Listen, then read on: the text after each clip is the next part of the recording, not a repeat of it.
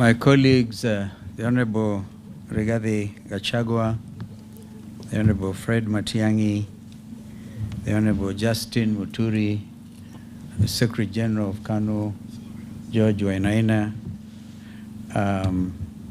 members of Parliament, the leadership from both houses, Parliament, the National Assembly and the Senate, wazalendo wenzangu, hamjambo.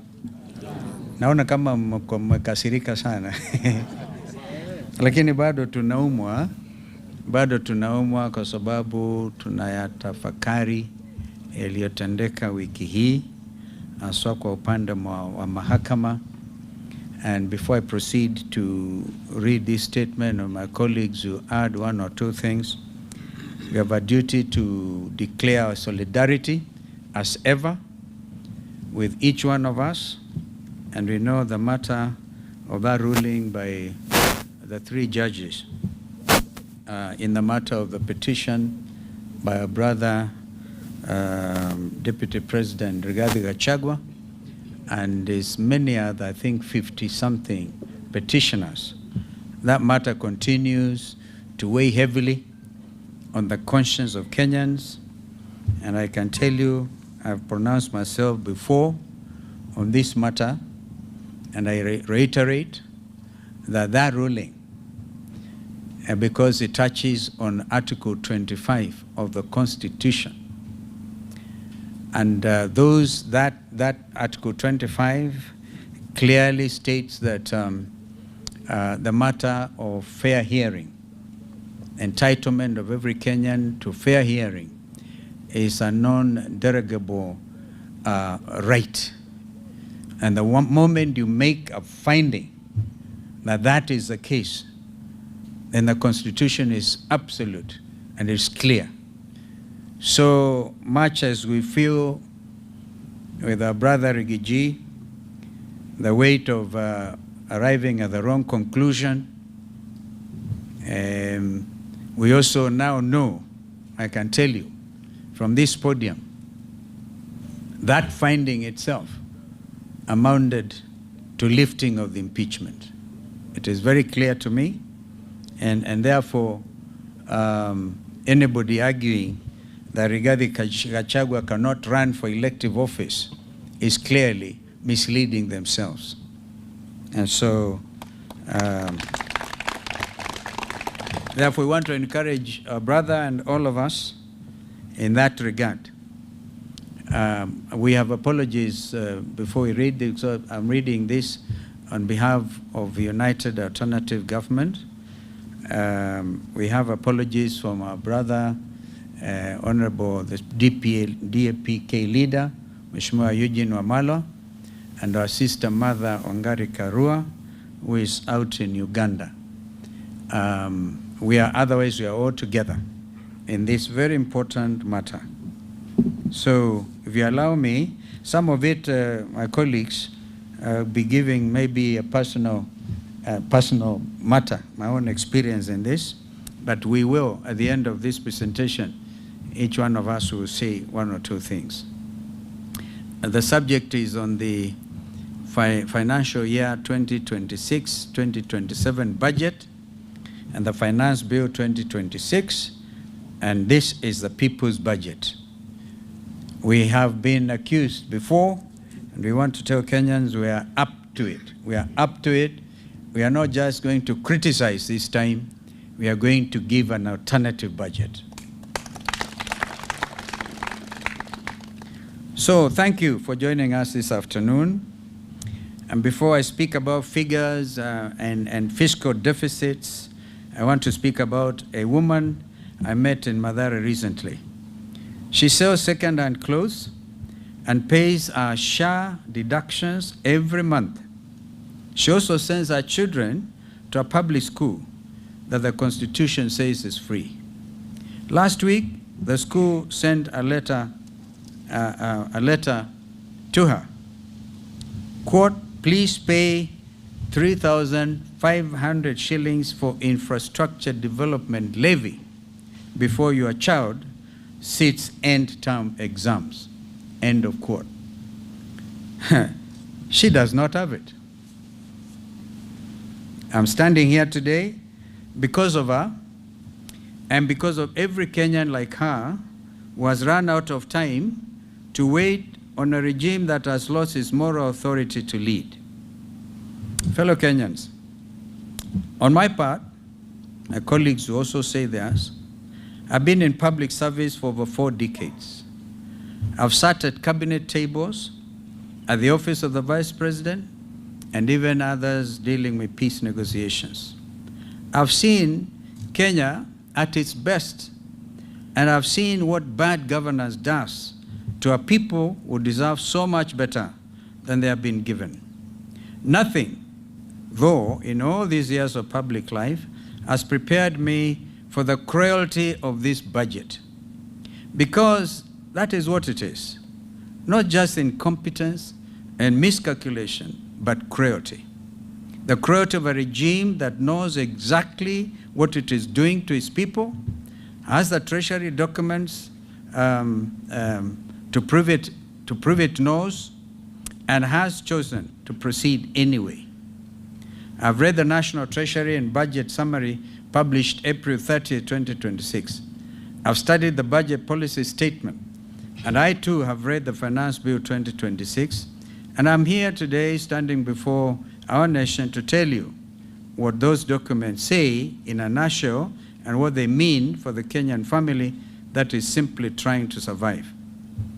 The state of the nation, and basically saying numbers, that's the title, numbers cannot lie.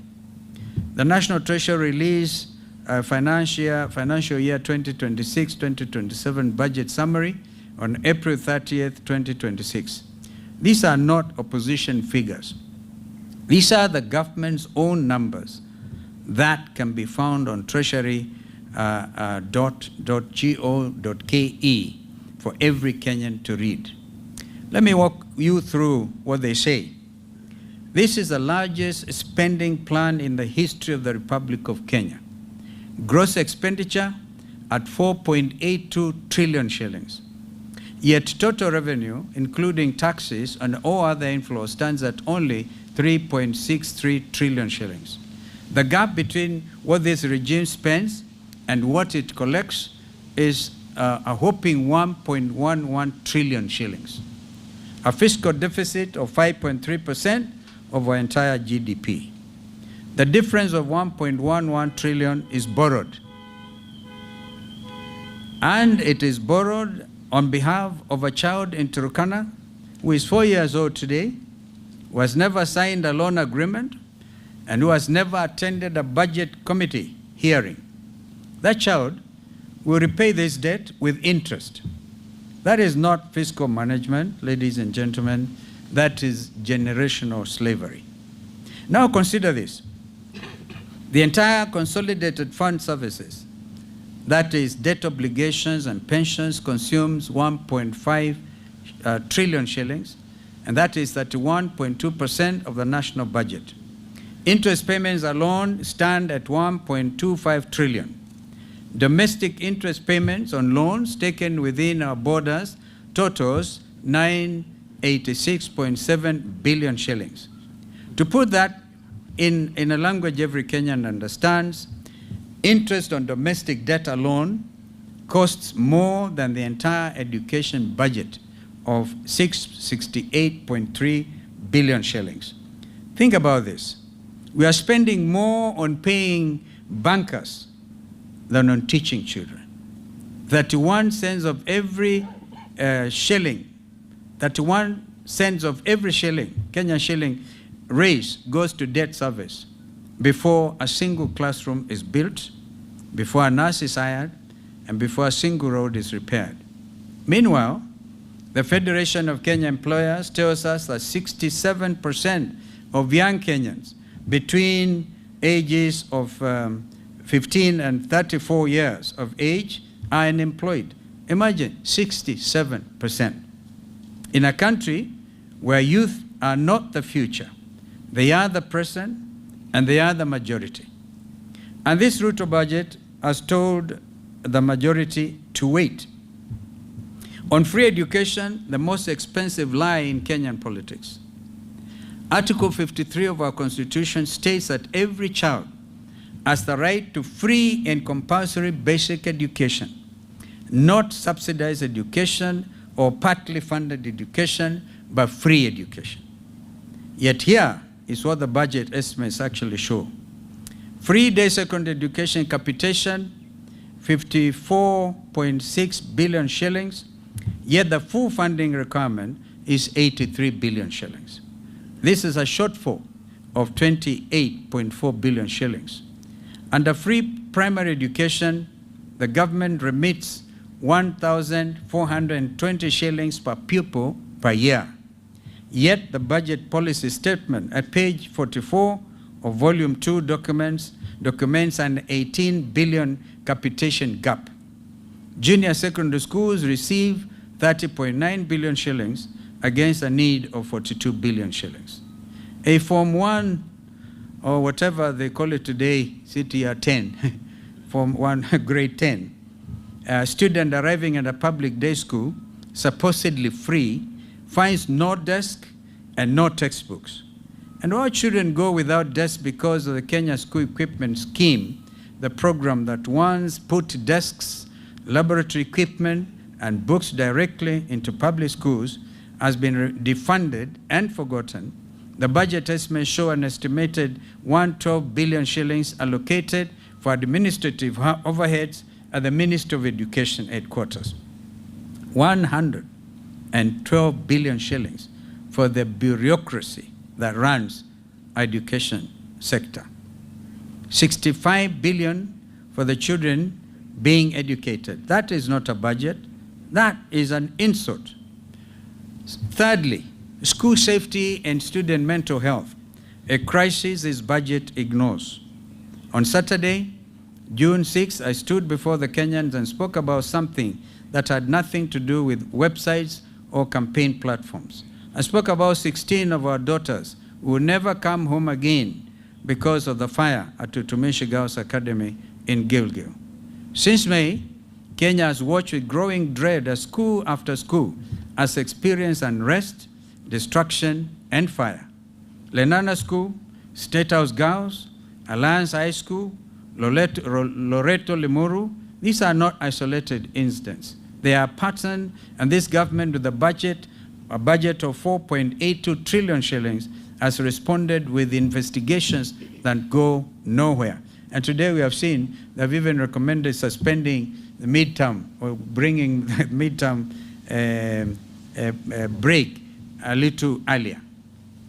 What are our children telling us? They are telling us that dormitory buildings are fire traps that were never built to code and have never been inspected to standard. They are telling us that the food is inadequate and sometimes unsafe.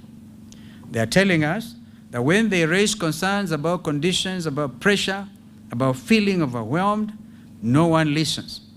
They are telling us that the mental health burden on a Kenyan teenager today is heavier than any generation before them has carried, and that the system built around them has no mechanism to hear them, let alone help them. This is not a new crisis. It is a neglected one. A government that allows it to fester while protecting a 112 billion shillings Minister of Education administrative overhead has made a choice. It has chosen the bureaucracy of our children for the last 4 years. Now look at what this budget allocates to address it. School mental health programming, effectively zero. There's no dedicated national school mental health line in the budget estimates. The Edu Afya, Kumboka, our brother Matiang'i will speak to that. Our Edu Afya school health screening program, which was often the only medical review a public school child ever received, was abolished by this Ruto regime. The Kenya School Equipment Scheme, which would put safe and adequate furniture into schools, remains defunded, as we said before. Boarding school safety infrastructure is not a named priority anywhere in these estimates.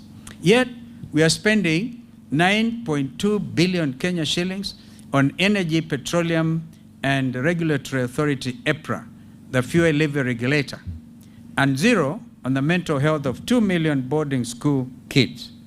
That is not a budget. That is an abdication.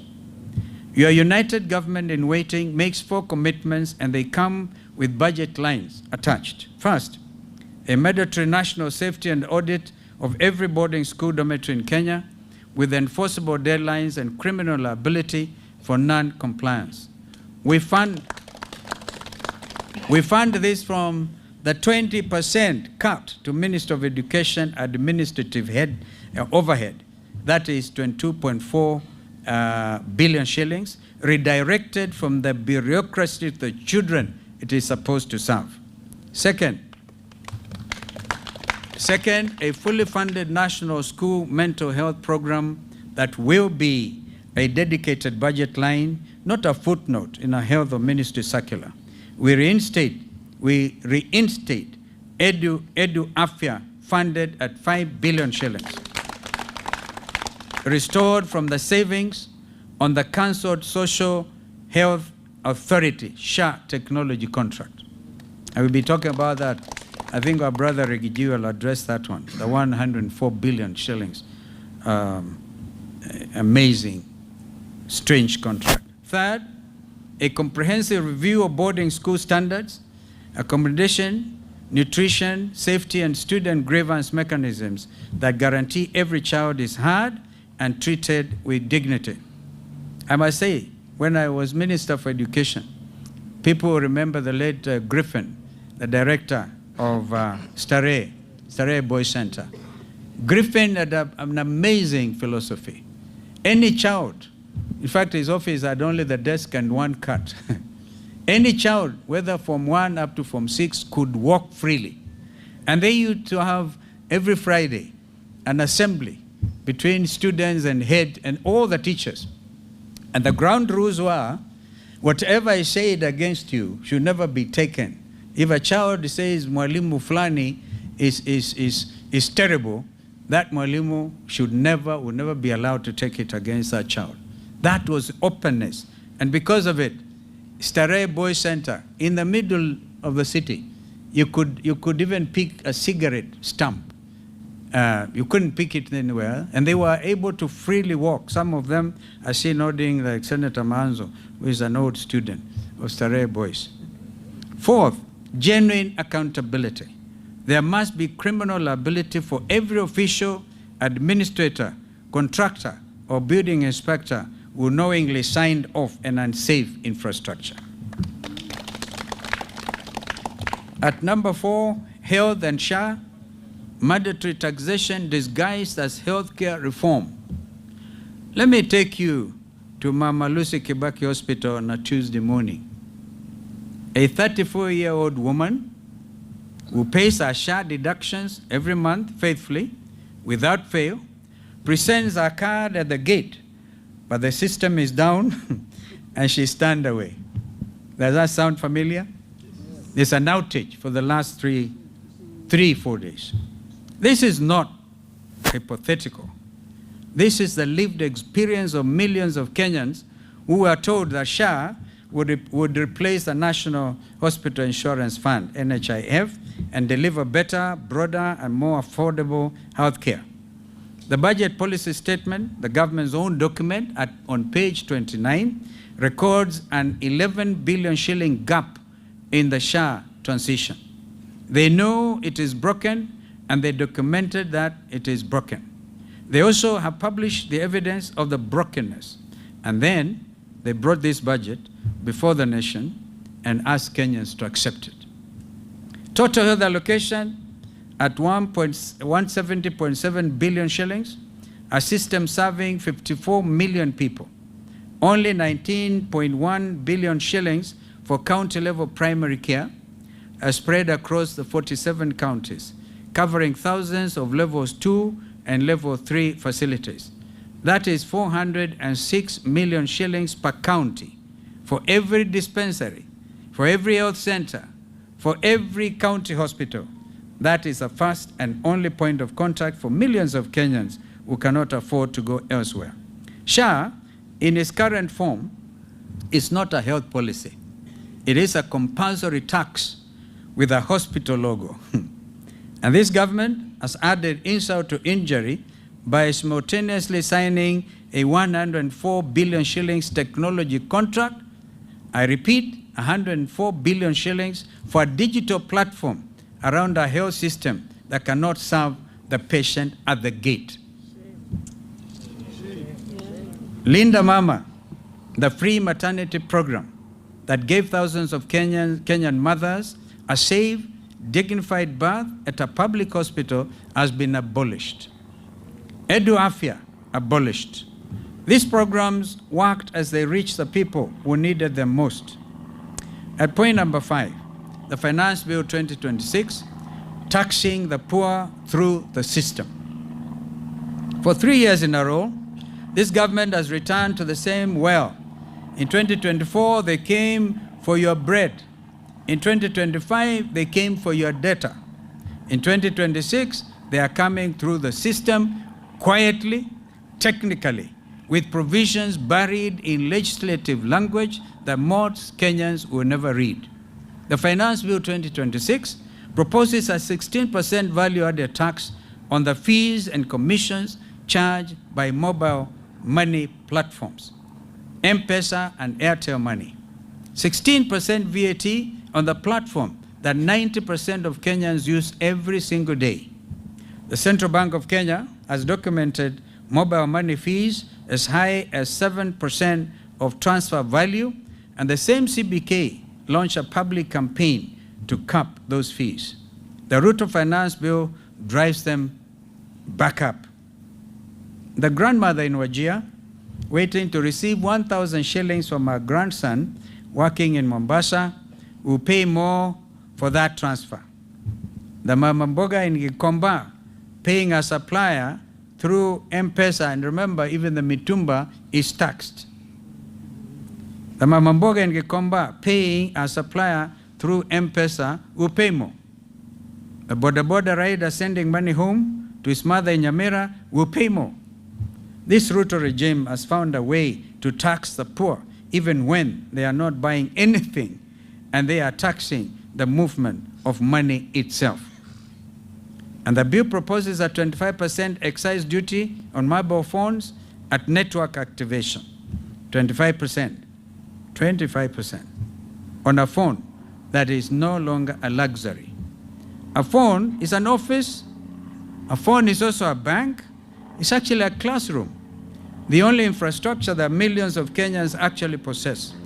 Kenya's diaspora sent home a record $5 billion last year through mobile platforms. Economic analysts are clear. They tell us these taxes will reduce remittance volumes. Rural families depend on those transfers, will bear the greatest burden. Beyond the visible taxes, the Finance Bill represents something more troubling: the quiet construction of a tax surveillance state, expanded KRA access to third-party data, bank records, mobile money transactions, business accounts without adequate taxpayer safeguards, shorter filing deadlines that will crush small businesses, system-generated tax assessments that can arrive without explanation or notice, automated penalties for failures caused by KRA's own technology. We are building a government that can see everything you earn and everything you spend, with the power to act on that information faster than you can appeal. A Kenyan earning 30,000 shillings a month still pays income tax. This regime taxes poverty, and now it wants to tax the digital tools through which the poor literally survive. At number 6, strategic assets. Who is selling Kenya? When this government faces a fiscal crisis, and it faces one right now, it looks at what Kenya owns and asks, what can we sell? We are talking about Kenya Post Authority, through which over 90% of Kenya's imports and exports move. We are talking about Safaricom, the company that built M-Pesa, whose government stake generates dividends that belong to every Kenyan taxpayer.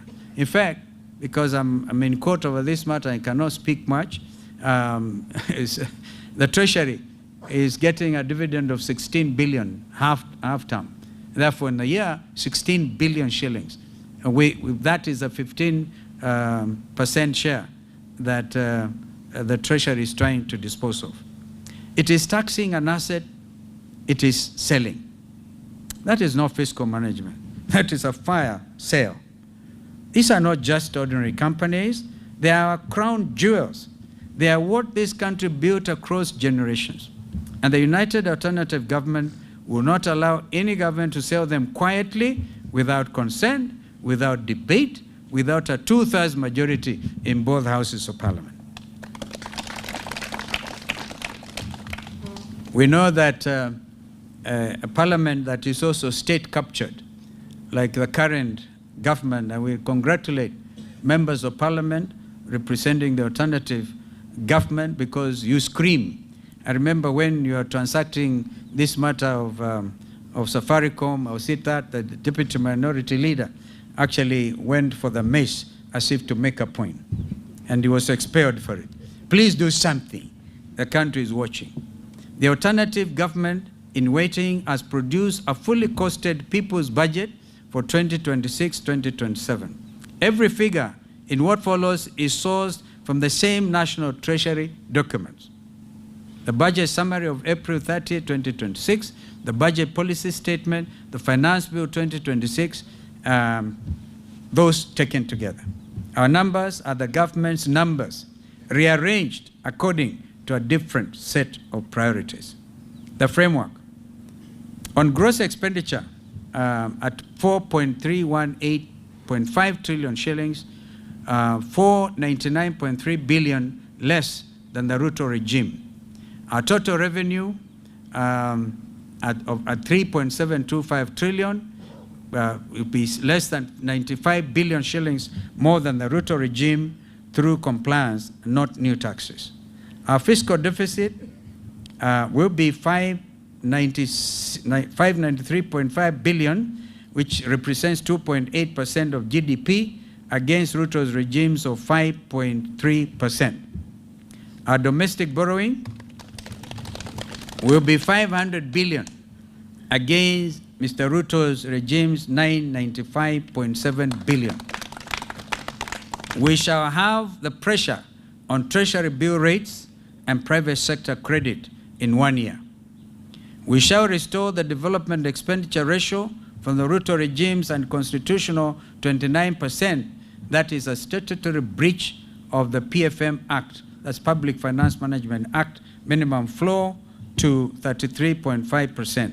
The children who will inherit this country deserve a government that invests in their future, not merely that services the debts of the past.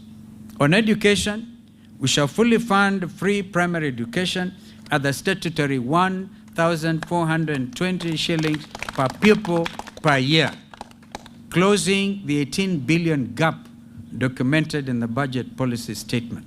We shall fully fund free day secondary education at the statutory 22,244 shillings per student per year, closing the 28.4 billion capitation shortfall under this budget of Mr. Ruto. We will fund JSS capitation in full, and we shall revamp the Kenya school equipment. Total education allocation will be 737.3 billion shillings against the current regime's 668.3 billion. We will cut 22.4 billion shillings from the ministry's 112 billion administrative overhead and redirect every shilling to our children. Free, free means free, all the way from class 1 to form 4 for every Kenyan child. On health, we shall close the 11 billion SHA gap documented at page 29 of the budget policy statement. We'll fund free care at every public hospital up to county level. That is no card at the gate, no system down, and certainly no patient turned away. We shall reinstate Linda Mama as well as reinstate Edu Afya. And make no mistake, We shall cancel the 104 billion SHA technology contract and redirect every shilling to frontline care, stocking dispensaries, paying nurses, buying medicines. We will also increase KEMSA from KEMSA's allocation from 18.8 billion shillings to 30 billion, so that no Kenyan patient is told to go buy their own drugs, as that is the practice.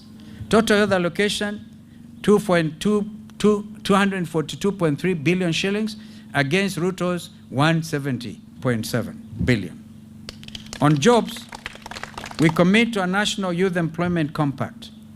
That is 80 billion over 2 years, 80 billion shillings. A single fund with one accounting officer and one measurable outcome, that is verified jobs created. 200,000 placements in public works infrastructure maintenance, a skills to export pipeline linking technical colleges with verified export sector employers. Zero-rated startup capital for youth-led MSCs, employing more than 5 people. Not grants, but contracts, deliverables, and results. 67% of our young people are not idle because they lack ambition. They are idle because the system was never designed for them. We will redesign it. On cost of living, we shall repeal the import declaration fee, the railway development levy, and the road maintenance levy on fuel imports, bringing diesel to approximately 170 shillings per litre. We will also abolish the housing levy. Of course, that abolishment will take into account the legislative aspect. All right? We are not just abolishing without asking you guys to do the needful. And because a lot of you are state captured, the next administration will certainly ensure there's no housing levy. Amen. Our executive order number 1, giving millions of Kenyan workers an immediate increase in take-home pay. That's what my brother Rigathi refers to, rescuing the payslip. We shall zero-rate solar panels, batteries, and inverters. We'll introduce a 30 shilling per litre targeted fuel subsidy for certified agricultural use. And we will remove from the Finance Bill 2026 the 16% VAT on M-Pesa platform fees and the 25% excise duty on mobile phones. On fiscal discipline, starting at the top, we will cut State House operations from 12.6 billion shillings to 6.3 billion shillings. We must cut the NIS allocation from 58.6 billion to 35 billion shillings. Kenya is not at war, yet the NIS has doubled since 2020 without proportionate gain. We'll also abolish the 13 billion shillings police motor vehicle leasing program and procure direct, saving 4 billion shillings over the contract life. We will then redirect the 35 billion shillings in savings from NIS and State House reductions into a national irrigation investment fund covering Garissa, Marsabit, Wajir, Turkana, Kitui, Makueni, Laikipia, and Kajiado. Because food security is national security. We will also implement a single treasury account to eliminate ghost workers, duplicate payments, and pending bills that are an Auditor General's verified leakage of 250 billion, all right, a year. And we must congratulate the Auditor General, because there are 2 ladies I personally respect, the Controller of Budget and the Auditor General. 2 ladies who have stood strong in the interests of the Kenyan people. Every contract requires confirmed exchequer backing before work begins. Any accounting officer with an adverse Auditor General report must step aside immediately. Now you may ask, where does the money come from? I'll tell you. 200 billion shillings from the structured sale of stored affordable housing projects at market value. 250 billion from single treasury account efficiency savings.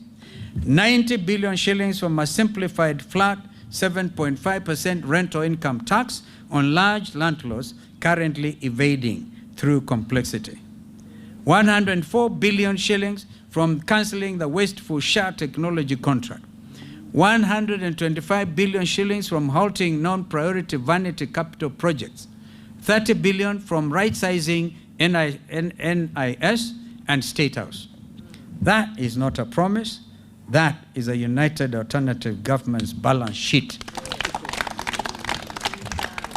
A message to the Kenyan people. To the primary school head teacher writing a letter home in July because capitation has not arrived, we see you. Under our administration, that letter will never need to be written. To the mother turned away at the hospital gate because the SHA system was down, we see you too. And under our administration, that gate will never be closed to you. To the Form 1 student or CT 10 student who arrived at their school, arrived at their free day secondary school and found no desk, we hear you. And our government, the desk will be there before you are there. To the border rider who finished the day in debt because fuel costs more than his earnings, we also hear you. And our government, fuel will cost less, not more. To the Mama Mboga in Gikomba who learned the government now wants to tax the M-Pesa transfer she uses to pay her supplier, we'll feel your pain too. And our administration, that transfer will be cheaper, not more expensive. And to every Kenyan who owns a piece of KPA and Safaricom through their taxes and is watching that stake quietly diminish, we are with you. Those assets are your inheritance and we shall protect them. Now, a direct word to members of parliament as I conclude. You were not elected to be a rubber stamp. A mother woke up before dawn, remember that. Walked to a polling station, queued for hours, sometimes under rainy conditions because August sometimes is very, very, very cold. Queued for hours and marked your name because she believed you would go to Nairobi and fight for her.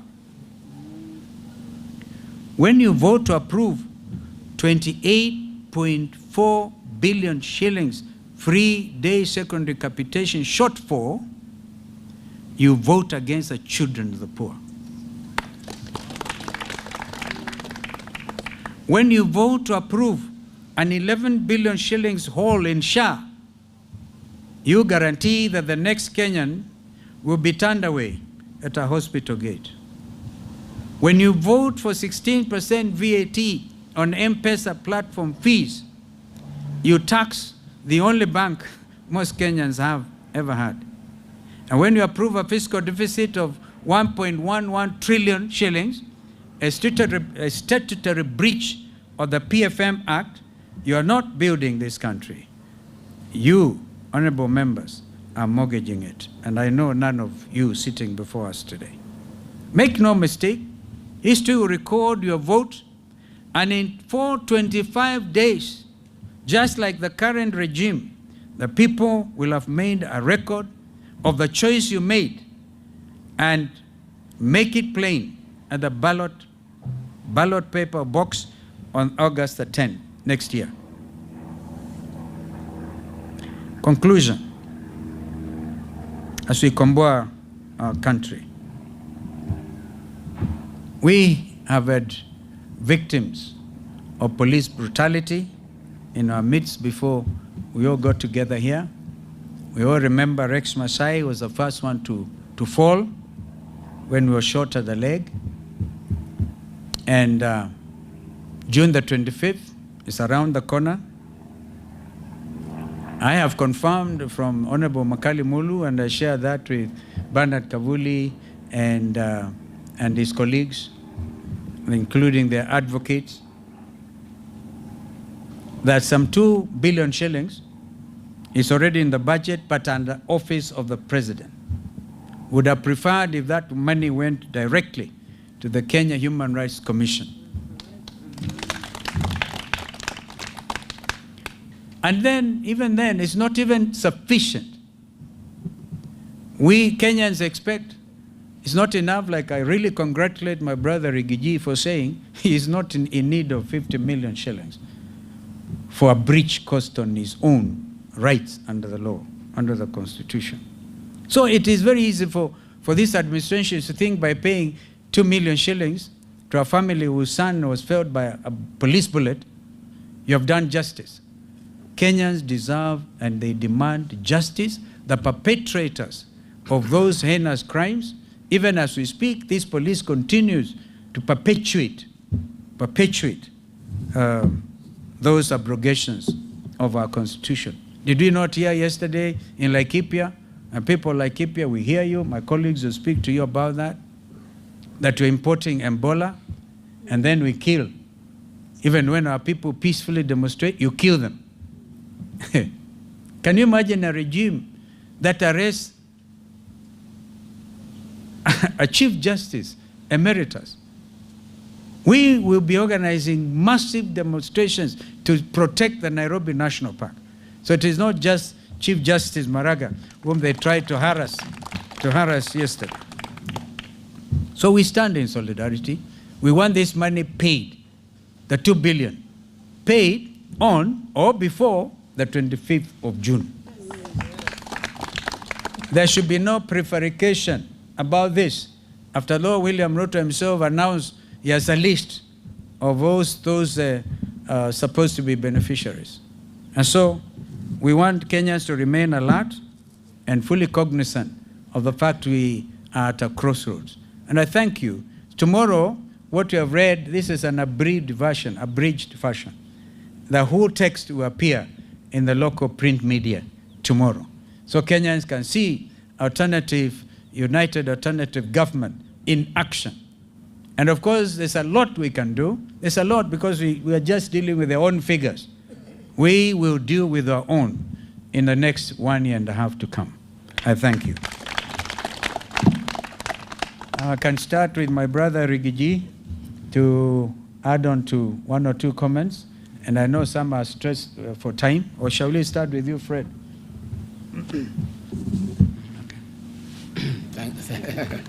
Thank you. I have very little to say. I just want to say that a few months ago, I said SHA will collapse in 6 months. For the last 4 days, it has collapsed. The systems are down. That is a sign of collapse. When Rigathi tells you that your wife is expectant, please buy some diapers. I want to ask our members of parliament in the National Assembly, those who believe that they serve the people who elected them, to be in the forefront in rejecting on the floor the 2026 finance bill.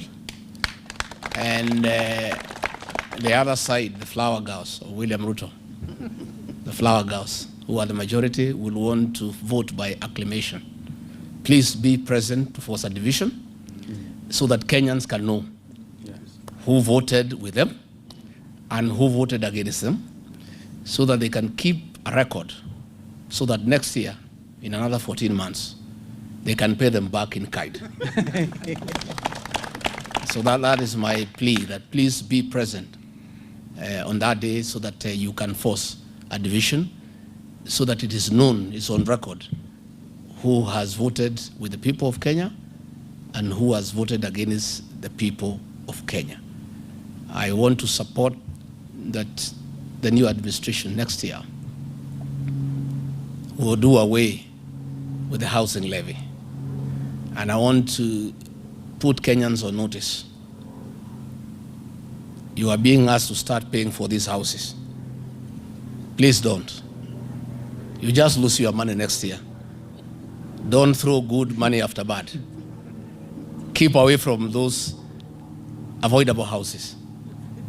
Because next year, sure as December 25 is Christmas, William Ruto and his people will go home.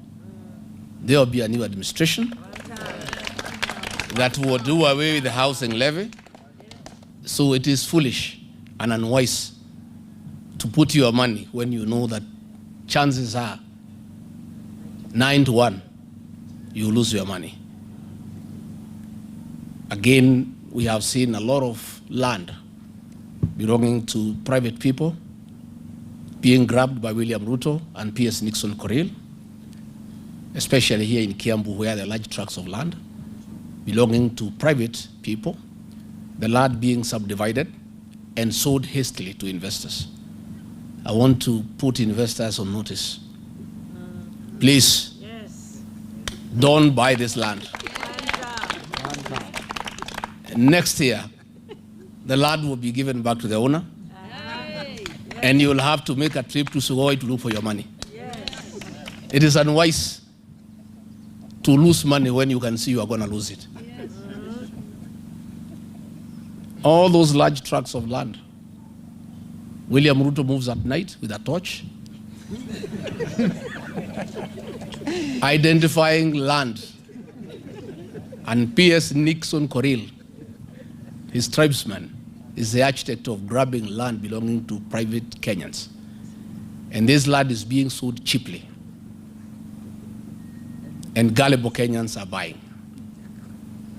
This will not be allowed to happen, and the land will be restored to the owners, and you just lose your money. So please, unless you have money to waste, we're asking Kenyans to be careful. And again, all those people who are being sold public assets, please don't buy. You will lose your money next year. Because it will not happen. All these public assets will be restored to the Kenyan people. And since we are putting you on notice, you will not be able to plead ignorance and to say that you bought because you did not know. Don't buy public assets between now and the next general election. You just lose your money. I thank you.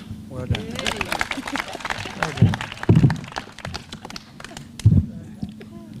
Ladies and gentlemen, 4 points to be made in addition to what my colleagues have said. When we, in public discourse and public meetings, say that we are not just talking, the things we say can actually happen, we've demonstrated this year that they can actually happen. So my first point is, to the people of Kenya, we are talking about hope. Don't lose hope, because we will restore our country to where it ought to be. We will provide real free education. The fear I have, I've not looked at the most current data, is that our dropout rate in schools could very easily have gone back to the pre-Kibaki days because of the number of children who cannot access education. The figures we have quoted here and the savings we are making in the education sector are intended to remove all the barriers to access to education. Because for a country of our size that has got the aspirations that we have, we cannot afford to have barriers to access to education, whether they're in levies, in fees, and all that kind of thing. So all those policy proposals that worked effectively during the Jubilee administration will be restored. They will work. Edwafia will work, as we have demonstrated to you, so that parents don't have to be called and hassled when their children are sick in school. We will remove some of these irrelevant and unnecessary levies and restore capitation to schools so that school heads are able to manage schools without stress and without undue pressure. What I would like to say, I said over the weekend, and I reiterate it again, that on this one issue of education, it's necessary, and we are asking the president and his government You know, time lost, a year is too long in the education sector. We can have an all-parties conversation, and we have demonstrated what can be done to save the crisis in the education sector right now. They could start with this year's budget and this year's finance bill and save the situation in the education sector. I have noted that the only change the president has been able to do is to appoint Mr. John Ololtua as the new PS as the Minister of Education. John is a good guy. He was my regional director of education when I was minister, but that is not enough. They need to have a different mindset in the way in which they are looking at the education sector so that we can save our children and our parents, and most importantly, our teachers from pain. Point number 2, discipline is destiny. There is no way we are going to manage ourselves as a country outside of effective discipline. The level of wastage in government is unbearable. You have noticed clearly from the proposals we have made that we can live within our means, we can reduce some of the allocations and some of the luxuries we're engaged in. For a government our size, for a country with our aspirations, faced with the challenges that we face, some of the things we do are actually very unrealistic and almost totally irresponsible.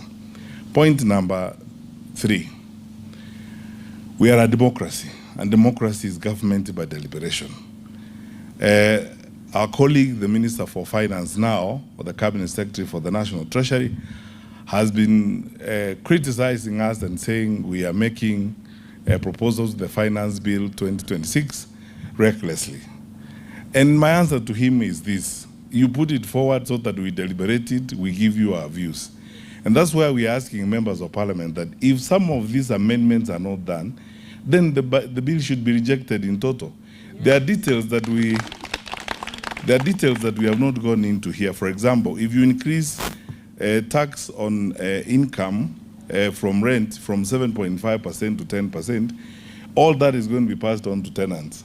The same ones who are paying SHA, the same ones who are paying housing levy, the same ones who are paying all these taxes. How will life be afforded? So we are not basically saying things because we are bored. We are saying things because we can see and we live here. And we are saying them in patriotism.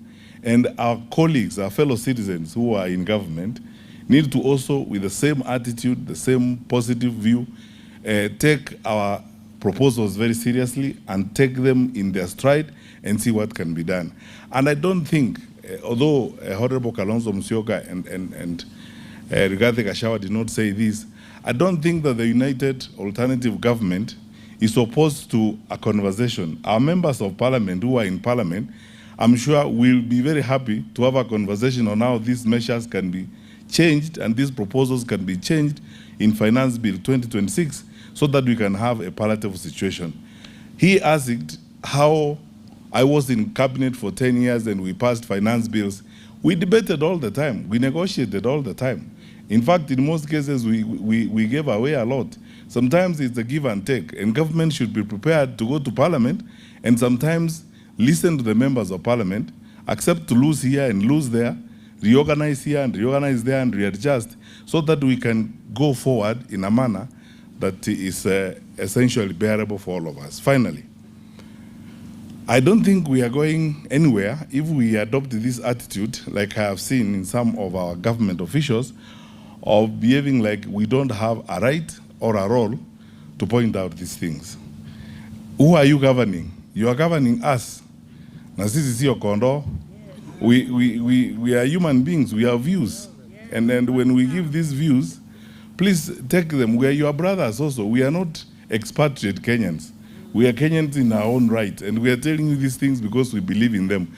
And in that same vein, I would like to encourage our leaders, first from those who are in the National Assembly and in the Senate, in the United Alternative Government, to push hard with these proposals. Because all these things we have proposed here, if you don't take them to the floor of the House and read Finance Bill 2026 against these proposals, then what we are doing here is just a political exercise. So I would like to request our brothers and sisters who are in the two houses to carry these proposals with them and read Finance Bill 2026 side by side with the proposals we are making. And in the event that our fellow citizens who are in government will not listen and make these amendments, my recommendation strongly, like that of all right-thinking and positive-thinking Kenyans, is the finance bill then should be rejected in total. Thank you.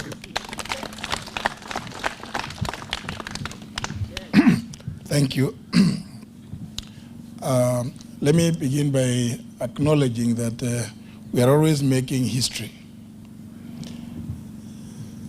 Tomorrow, the 11th of June 2026, at 3 p.m., the CS for the National Treasury and National Planning, John Bundy, will be reading the budget estimates for the coming financial year.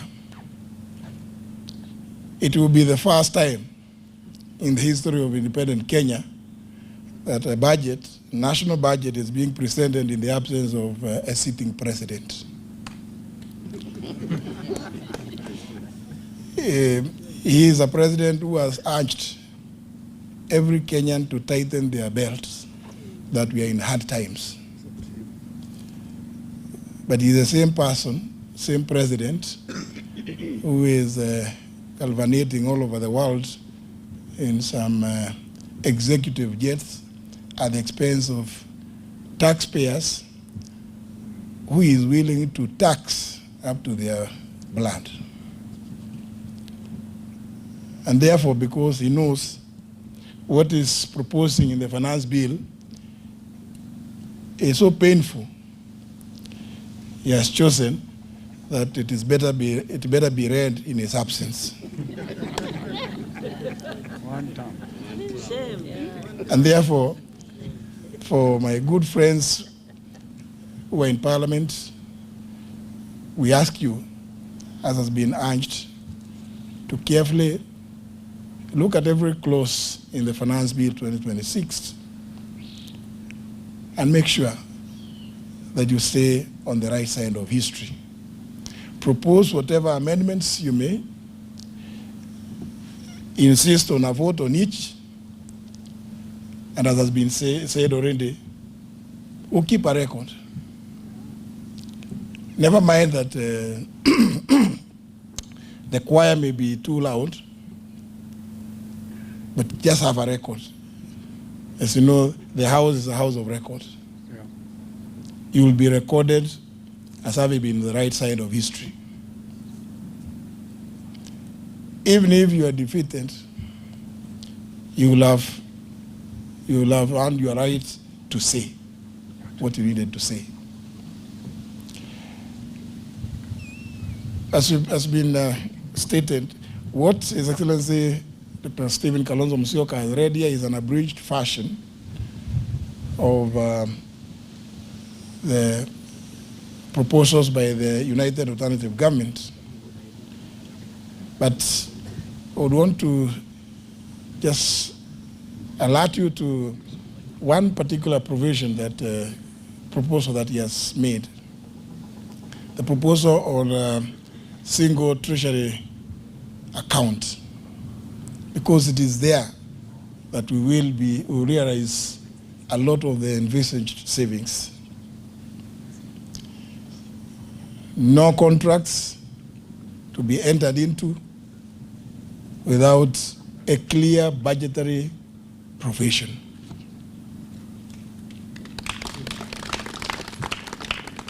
That will eliminate the possibility of having pending bills, because you will not enter into a contract when there is no budget. And if you do so, as has been contained in his speech, a very revolutionary proposal is that if you are the accounting officer, you will be held accountable, because the Auditor General will point out that. And our proposal is, as soon as the report is tabled on the floor of the respective houses, you step aside until such time as the House will have cleared you. We are talking about an accountable government. And therefore, as I indicated to some of you who are here, I will be suggesting an amendment to Section 68 of the PFM Act to also include county governors to be included as accounting officers because they have been evading accountability on the basis that they are not the accounting officers. And therefore, any adverse findings by the Auditor General, the report is tabled before the Senate, please just pack your things and wait, go home and wait until such time as you will have been cleared by the Senate if you are a county governor. We mean business as a united alternative government. This and many other proposals, which you'll see when you read the full documents, are meant to restore dignity and accountability and return the country to the rule of law and constitutionalism. Indeed, as I finish, because His Excellency spent a lot of time on the area of education, I would just ask you to just go and read. He made the reference to Article 53 of the Constitution, but Article 53 has been actualized on the 14th of January 2013 by the enactment of the Basic Education Act. And in that act, if you just look at Section 39, paragraph E, it is the duty of the Cabinet Secretary for Education to provide all manner of infrastructure. And therefore, what has been contained in this budget speech is anchored in law and is realistic, it is achievable. Just want to urge you, my good friends in the two houses, please reach out to more of your colleagues. Unless these amendments are accepted, reject the Finance Bill 2026. I thank you. Well, we thank you. We've consulted here. This document will be made available tomorrow, so we will not receive questions. In fact, the Honorable Magara will be one of the discussants tomorrow in the media space, or others who are well schooled in this area. So I hope you can understand, because it's an important thing we have made before you. Very important statement. Please avoid any attempt to do securitization of the housing levy. We know they are trying to do that. So that even when we come and take over, our hands will be tied. Fight with your teeth and your nails, if you have to, for this country. We thank you. Thank you.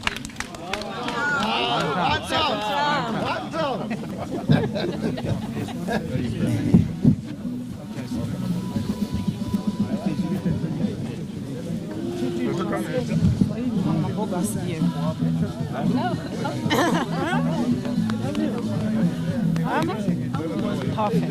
Excellent.